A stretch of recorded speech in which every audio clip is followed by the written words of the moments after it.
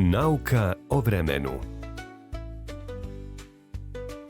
Jeste li znali? Vremenske prilike oko nas se uvijek mijenjaju. Zato uronimo u fascinantni svijet vremenskih obrazaca i naučimo o nekim cool fenomenima poput kiše, snijega i grmljavinske oluje. Prvo, kiša. Kišne kapi nastaju kada se sićušne kapljice vode u oblacima spoje i postanu dovoljno teške da padnu na tlo.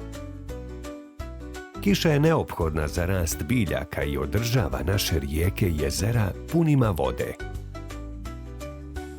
Zatim razgovarajmo o snijegu. Snježne pahulje su poput sićušnih kristala leda koji se stvaraju u oblacima kada je zrak vrlo hladan. Kada se dovoljno snježnih pahulja skupi, stvaraju prekrasan snježni pokrivač na tlu.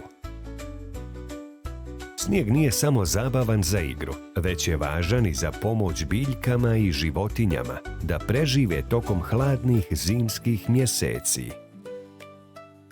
A ko ne voli dobru grmljavinsku oluju?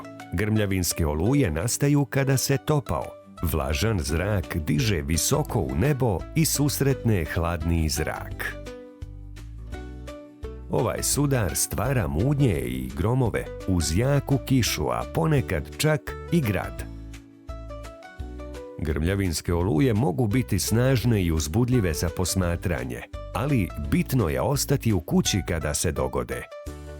Razumijevanje vremenskih obrazaca pomaže nam da se pripremimo za različite vrste vremenskih prilika i ostanemo sigurni kada se pojave. Naučnici koriste posebne alate poput meteoroloških satelita i radara za proučavanje vremenskih obrazaca i izradu prognoza za predviđanje kakvo će vrijeme biti.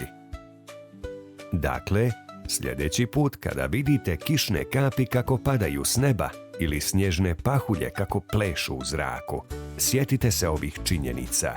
Sve je to dio fascinantnog svijeta vremenskih obrazaca.